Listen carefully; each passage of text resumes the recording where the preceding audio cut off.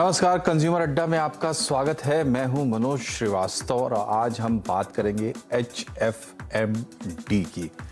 इन दिनों आपने सुना होगा कि छोटे छोटे बच्चों को एक ख़ास तरीके की प्रॉब्लम हो रही है। उनके शरीर पर दाने और थोड़े स्पॉट्स लाल लाल दिखाई देते हैं, बुखार आता है, कुछ खाने पीने निकलने में प्रॉब्लम होती है और ये बीमारी जो है ये वाइड स्प्रेड पूरी आप कह सकते हैं देश में इस वक्त देखने सुनने को मिल रही है।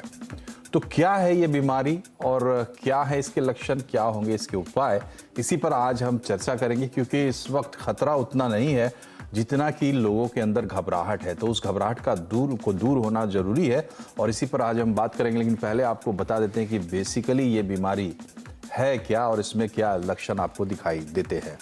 सबसे पहले HFMD ये जो है ये hand foot and mouth disease इसको कहते हैं और ये जानवरों की बीमारी होती है फुट एंड माउथ डिजीज, उससे बिल्कुल अलग है। ये बच्चों की एक बीमारी है, नॉर्मल बीमारी है, सामान्य बीमारी है, वायरस से होती है और वायरल डिजीज है इसलिए फैलती भी है और ये 5 साल तक के बच्चों में कॉमनली देखी जाती है।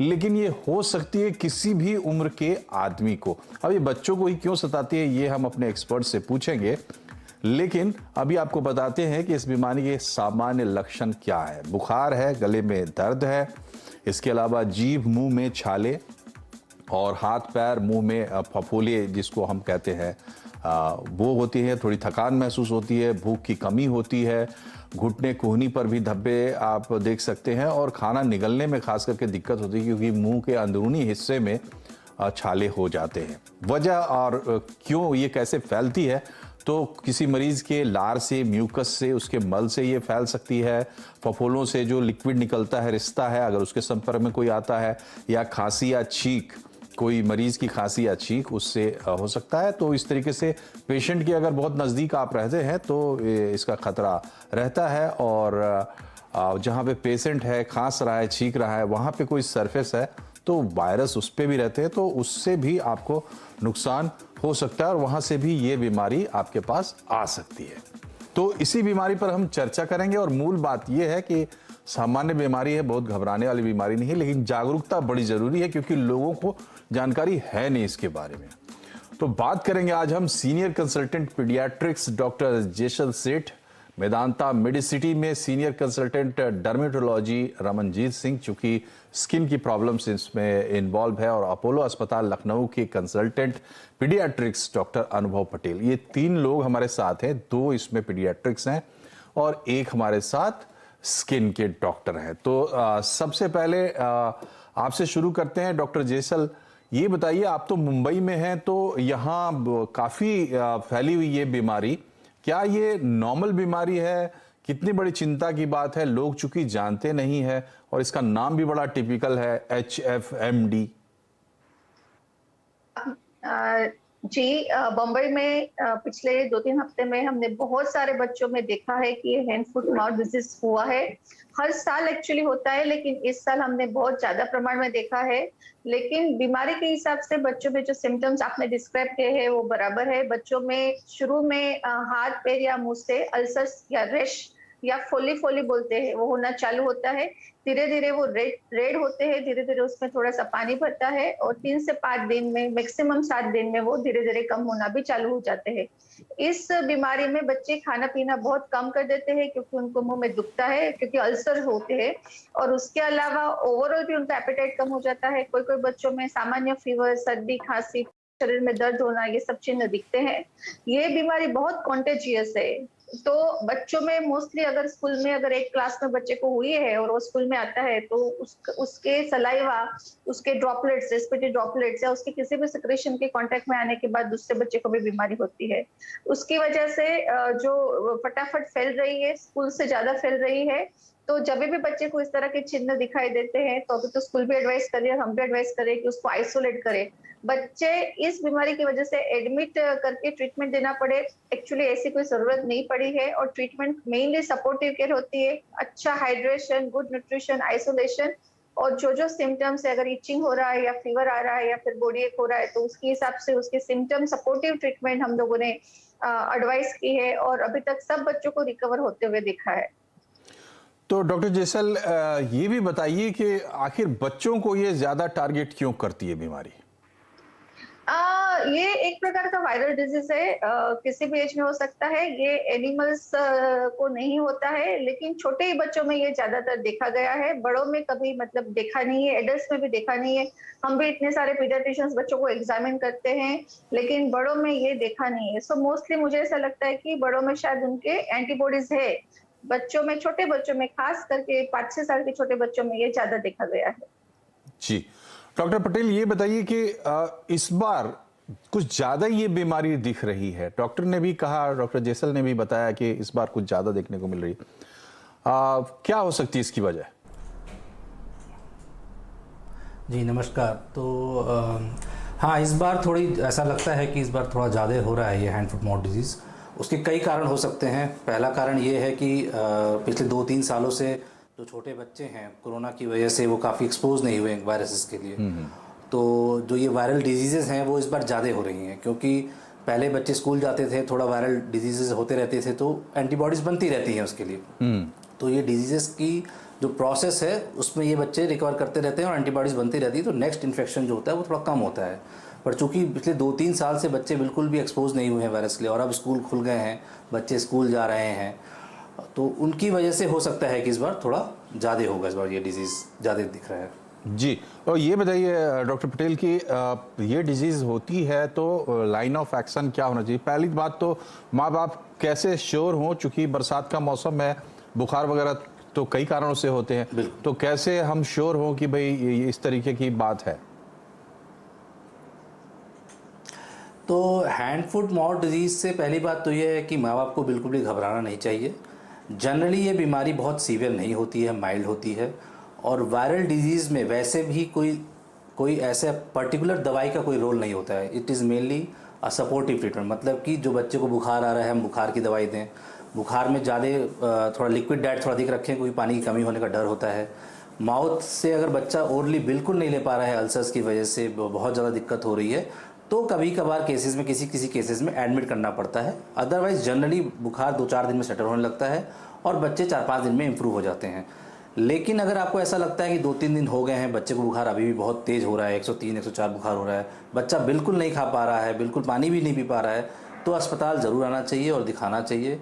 क्योंकि अगर ऐसे में अगर आप अस्पताल नहीं आते हैं और बच्चे को पानी की कमी होती है तो वो बच्चे के लिए घातक हो सकता है, बच्चे की जान के लिए घातक हो सकता है।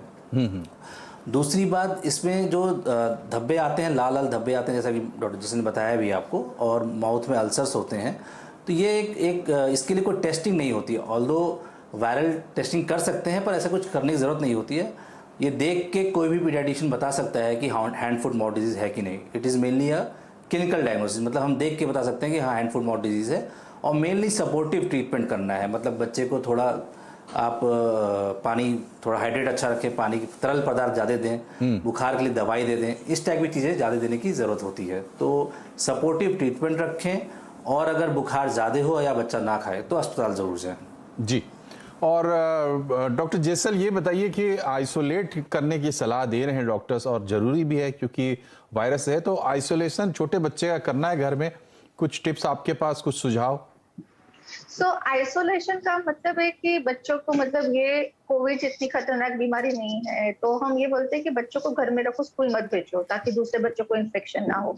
जब तक बच्चे सिम्टोमेटिक है, इन द फॉर्म ऑफ की फीवर अभी भी आ रहा है, या सर्दी जुकाम खांसी अभी भी है, या फिर उनके स्किन रीजन से वो पूरी तरह से क्लियर नहीं हो गए, तो फिर वो बच्चों को तब तक घर पे रखना चाहिए ताकि दूसरे बच्चों को इन्फेक्शन का स्प्रेड ना हो। और ये जिम्मेदारी बेसिकली पेरेंट्स को लेनी चाहिए। मुझे बाकी सब सिटीज में मालूम नहीं है, पर मुंबई में स्कूल्स अगर आप बच्चे को भेजते भी तो स्कूल वाले वापस भेजते हैं। बट बेटर है कि हम खुद ही बच्चों को, जब तक बच्चा रिकवर ना हो जाए पूरी तरह से, ना भेजे। दूसरी ये भी बात है कि सेल्फ डायग्नोसिस ना कीजिए, क्योंकि माउथ में अल्सर होने के बहुत सारी वजह होती है। हैंड फुट माउथ डिजीज में टिपिकली लीजन्स जो है वो हाथ में आते हैं, पैर में आते हैं और मुंह में आते हैं, लेकिन बॉडी पे नहीं आते, बटक्स पे नहीं आते हैं। और वो मतलब उनका टिपिकल एक अपीयरेंस होता है। सो हर मुंह में अल्सर होता है, क्योंकि इस बार हम लोग बहुत सारे अलग अलग वायरसेस देख रहे हैं, क्योंकि हम यहाँ पे बायोफायर करके टेस्ट करते हैं, तो हमें पता है कि बच्चों को आरएसवी हो रहा है, मेटानिमो वायरस हो रहा है, इन्फ्लुएंजा हो रहा है, और उसके अलावा डेंगू हो रहा है। सो कोविड के बाद ये सब वायरसेस ये महीने में बहुत हमने देखे हुए हैं। तो हर डिजीज को सिर्फ हैंड फुट माउथ देख के नहीं चलना है, जब तक उनके और सिम्टम्स पूरे रिजॉल्व होने चाहिए। तीन चार दिन से ज्यादा फीवर आ रहा है, बच्चा ढीला पड़ गया है, खाना बिल्कुल नहीं खा रहा है, लिक्विड नहीं पी रहा है, बराबर से यूरिन नहीं पास कर रहा है, तो सिर्फ ये हैंड फुट माउथ डिजीज जो है वो इतना सीवियर होने का इतना सीवियर या इतना खराब नहीं होता है। तो जब भी बच्चा अगर ज्यादा अनवेल लगता है, ज्यादा बीमार लगता है, तो फिर डॉक्टर से चेकअप भी करवाना पड़ेगा कि कुछ और नहीं है और सिर्फ हैंड फुट माउथ डिजीज है। और जब तक पूरी तरह से बच्चा सिम्टोमेटिकली क्लियर नहीं हो जाते, उनके रेशेस पूरी तरह से सूख नहीं जाते हैं, वो दूसरे बच्चों को इन्फेक्ट कर सकता है। तो बच्चों को उस टाइम तक घर पे रखना है। छोटे बच्चों में खास करके ये बीमारी होती है, और वो इससे भी नहीं खाते हैं, माउथ में लीजन्स होता है उसकी वजह से भी नहीं खाते हैं। लेकिन लिक्विड्स जितना हो सके उतना ज्यादा देना चाहिए। मुंह में पेन रिलीफ करने के लिए लोकल पेंट्स भी आते हैं, मेडिसिन आती है, जिससे कुछ मात्रा में हम लोग मतलब सिम्टम रिलीफ करते हैं। हाइड्रेशन अच्छे से मेंटेन होना चाहिए, ताकि बच्चे को वीकनेस भी ना आए और वो 3-4 दिन निकाल दे और जल्दी से रिकवर हो जाए। और बच्चों की देखभाल करने वाले एडल्ट को किसी तरह की कोई प्रिकॉशन की जरूरत? हम लोग हमेशा कोविड में ये सीख गए, हैंड वॉशिंग, हैंड हाइजीन, और अगर मास्क पहन सके तो सबसे बेस्ट है। लेकिन पेरेंट्स के लिए ये करना बहुत डिफिकल्ट हो जाता है, बट बेस्ट रहेगा उनके जो हाइजीन है अच्छे से रखे, उनके कपड़े बेडशीट से वो डेली धोए आप, और वो मतलब कि अगर आपका एक्सपोजर हुआ है तो आप अच्छे से हैंड वॉश करें। और उसके बाद में जो हम लोग हैंड हाइजीन फॉलो करते हैं, आपका जो भी घर में अल्कोहल बेस्ड स्क्रब है उससे आप हाथ धोए। लेकिन इन जनरल ये एडल्ट्स में खतरा नहीं है डिजीज होने का, लेकिन ये एडल्ट्स के थ्रू वो स्प्रेड हो सकता है, किसी और को जा सकता है। जी बिल्कुल जी। सो बच्चों की वायरस अगर एडल्ट्स के हाथ में आएगी तो वो किसी और को इन्फेक्ट कर सकते हैं। इसलिए जो पेंडेमिक के हमारे जो कोविड एटिकेट्स है, वो हमें हर वायरस के लिए अब पूरी जिंदगी फॉलो करते हैं। चलिए, तो अब चलते हैं, हमारे साथ सीनियर कंसल्टेंट डर्मेटोलॉजी है मेदांता मेडिसिटी अस्पताल के डॉक्टर सिंह। ये बताइए कि इसमें एक बड़ी प्रॉब्लम जो है वो स्किन की है, और ना सिर्फ बाहर बल्कि मुंह के अंदर भी छाले वगैरह आते हैं। तो आपके पास क्या गोल्डन सलाह होगी माँ बाप के लिए, चूंकि उसको हैंडल करना भी एक बड़ी बात होती है और देख के लोग उससे ही ज्यादा डर जाते हैं।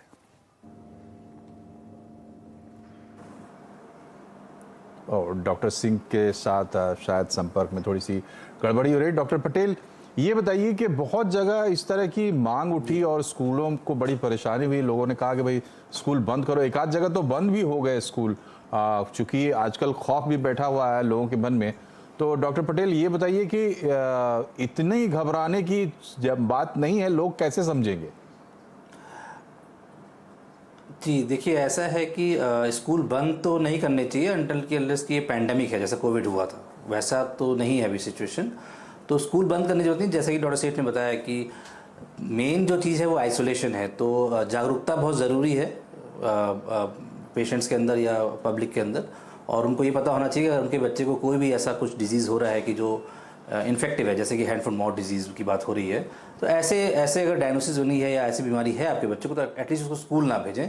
क्योंकि स्कूल में बच्चे आसपास खेलते हैं, आपस में रहते हैं, मतलब पढ़ते हैं और खेलते हैं, तो उससे संक्रमण होने का डर होता है। तो उस दौरान एटलीस्ट 3-4 दिन स्कूल ना भेजें। और स्कूल को भी पेरेंट्स को ये मैसेज देना चाहिए कि अगर बच्चा बीमार है तो कृपया उसको स्कूल ना भेजें, और जो भी डॉक्टर को दिखाया है उन्होंने वो और जो भी उनके प्रिस्क्रिप्शन है वो फॉलो करें घर पे। जी। और स्कूल ना जाएं, क्योंकि अगर स्कूल जाएंगे तो फिर और बच्चों को फैलने का डर होता है। जी। और फिर और बच्चे बीमार पड़ेंगे तो वो कोई अच्छी चीज़ नहीं है। हाँ, तो रिस्पॉन्सिबिलिटी लेनी चाहिए। असल में होता यही है कि चूंकि बच्चे स्कूल जाते हैं और इन्फेक्ट होकर आते हैं, तो फिर लोग ये सोचते हैं कि भाई स्कूल से बीमारी फैलेगी, लेकिन उसको उपाय उसका ये है कि आप जो इन्फेक्टेड बच्चे हैं उनको घर पर रोकें। डॉक्टर सिंह, आपसे हम ये जानना चाहेंगे, प्रॉब्लम देखिए इसमें रैशेस हो जाते हैं, ब्लिस्टर्स हो जाते हैं, तो लोग थोड़ा ज्यादा डर जाते हैं उसको लेकर। आपके हिसाब से उसकी देखभाल के लिए क्या टिप्स हैं? अभी देखिए, डर तो आजकल बहुत ज़्यादा फैला हुआ है, क्योंकि एक तो मंकी पॉक्स आ गया है, तो उसमें भी लोगों ने यही सुना है कि उसमें भी स्किन लीजन्स हो जाते हैं, हाथ पे लीजन्स हो जाते हैं, चेहरे पे लीजन्स हो जाते हैं। तो ये मेनली अभी आज की डेट में तो डर ज़्यादा है जिसकी वजह से ये सब हो रहा है। अदरवाइज़ तो मेरे हिसाब से ये एक नॉर्मल वायरल इन्फेक्शन है जिसमें कि हाथ पे लीजन्स और मुंह में लीजन्स और थोड़ा टांगों पे लीजन्स हो जाते हैं। बट सबसे फोरमोस्ट जो लीजन्स होते हैं वो मुंह के अंदर होते हैं, जो कि बच्चों को ज़्यादा परेशान करते हैं बाकी लीजन्स के बरस पर। मुंह में लीजन्स होने की वजह से बच्चे खा पी नहीं सकते हैं और उनको पेन ज़्यादा होता है, तो उनको मेडिसिन भी देना, उनका ओरल हाइजीन मेंटेन करना भी एक मतलब मुश्किल काम हो जाता है। और कई लीजन्स कई बच्चों में ये भी देखा कि उनमें सिर्फ ओरल लीजन्स ही होके रह जाते हैं, जैसे हाथ पे और टांगों पे लीजन्स नहीं मिलना। इसके साथ साथ ये कुछ एक लीजन्स ऐसे होते हैं जो चिकन पॉक्स के लीजन्स को मिमिक करते हैं, क्योंकि उसमें भी जो छाले हो जाते हैं, तो उससे एक बार अगर ऐसा कुछ अपीयर होने लगता है तो पेरेंट्स और भयभीत हो जाते हैं कहीं ये चिकन पॉक्स तो नहीं हो गया, मीजल्स तो नहीं हो गया। तो इन सब चीज़ों का ध्यान रखते हुए, बट ये एज कंपेरेटिव ये एक थोड़ी सी माइल्डर फॉर्म ऑफ डिजीज़ है, इतना ज़्यादा मेजर डिजीज़ नहीं है, इसमें पैनिक होने की आवश्यकता नहीं है, स्कूल्स बंद करने की ज़रूरत नहीं है। और बच्चों को अगर किसी को ये हो जाता है तो उनको घर में ही रखें, सुरक्षित रखें। स्किन लीजन्स अगर हो जाते हैं तो थोड़ा सा ख्याल रखें, टॉपिकल एंटीबायोटिक क्रीम्स ऑइंटमेंट्स लगा दें जिससे कि वो इन्फेक्ट नहीं होए, जिससे कि उनकी परेशानी नहीं बढ़े। ऐसे ही ओरल लीजन्स के लिए ओरल गार्गल्स वगैरह एडवाइस करें जिससे कि वो जल्दी ही लीजन्स हील्स हो सकें और बच्चे अपने वापस स्कूल में पहुंच सकें। हार्डली 4 से 5 दिन, मैक्सिमम 7 दिन का पीरियड देखा गया है कि जो कि एक खतरनाक पीरियड होता है जिसमें बच्चे की सफरिंग बढ़ जाती है, but over a period of time वो सब नॉर्मल होता चला जाता है। जी, तो ये थी बुनियादी जानकारी इस बीमारी के बारे में।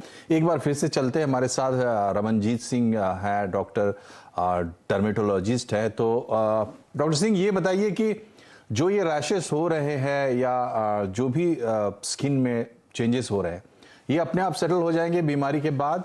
कैसे समझें कि ये ठीक हो गए?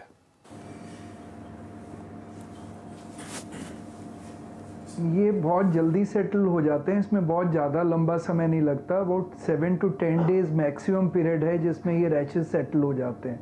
और ये जिस टाइम पे रैशेज शुरू होते हैं उस टाइम पे जैसे दाने दाने भी उभरने लगते हैं, वो दाने एक इन्फेक्टिव फेज़ है जो कि करीब करीब 5 से 7 दिन के लिए रहता है। वो इन्फेक्टिव फेज़ के दौरान अगर वो जो दानों का फ्लूइड है, दानों से जो निकलता है पानी है, वो अगर किसी के संपर्क में आता है तो उसको इन्फेक्शन फैलने का खतरा हो जाता है। बाकी एक बार ये सूख जाते हैं 5 से 7 दिन के अंदर तो ये नॉन इन्फेक्टिव हो जाते हैं, फिर ये किसी को नुकसान नहीं पहुंचा सकते। सो जिस टाइम पे दाने होते हैं उस टाइम पे हमें उसका केयर करना ज़रूरी है, बच्चे का केयर करना ज़रूरी है, उसकी आइसोलेशन होना ज़रूरी है। बट जब वो सेटल होने लगते हैं, सूखने लगते हैं, जैसे मैंने बताया नॉन इन्फेक्टिव फेज शुरू हो जाता है। तो जब दाने हो रहे हैं उसको antibiotics, topical antibiotics, oral antibiotics की जरूरत नहीं पड़ती है बिकॉज इतना सिवियरिटी में नहीं आता है। और टॉपिकल एंटीबायोटिक्स और कैलेमिन लोशन लगा सकते हैं जिससे कि वो सूदनिंग इफेक्ट रहे। दाने अगर निकलते हैं तो इचिंग इरिटेशन होती है, वो ना होए। साथ में हम लोग एंटी हिस्टामिन्स थोड़े समय के लिए दे देते हैं जिससे कि बच्चे की लाइफ को कंफर्टेबल कर सकें, उसको ये परेशानियों से बचा सके। और कई बच्चों में ये भी पाया गया है कि सिर्फ ओरल लीजन्स ही देखे जाते हैं, स्किन लीजन्स होते ही नहीं।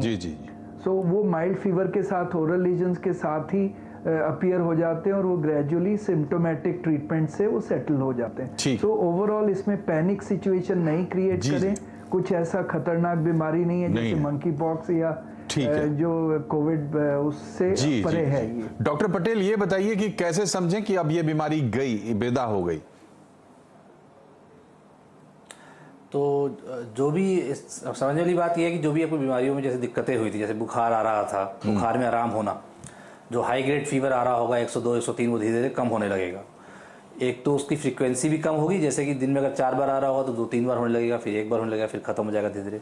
और फीवर की इंटेंसिटी भी कम होगी, जो हाई ग्रेड फीवर था वो धीरे धीरे और कम हो जाएगा, 99 100। दूसरी चीज़, बच्चे की वेलबींग इंप्रूव होगी, ओरल अल्सर्स इंप्रूव होने लगेंगे, बच्चा और खाने लगेगा।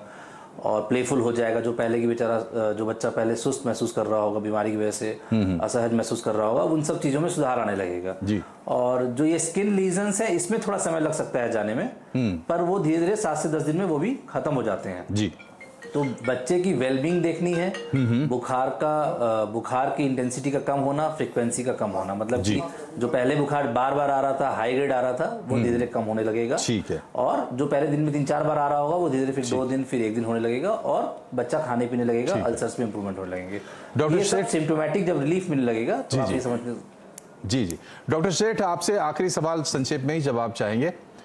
एक तो ये है कि क्या बच्चे के ठीक होने के बाद भी उसके सलाइवा में, उसके स्टूल में या इस तरीके से वायरस प्रेजेंट रहता है, और इस बात का ख्याल रखना चाहिए कि उसके संपर्क में दूसरे लोग ना आए। और दूसरी बात कि क्या कुछ दिन के बाद ये बीमारी हट जाएगी, अभी तो ज़्यादा दिख रही है, बाद में कम हो जाएगी?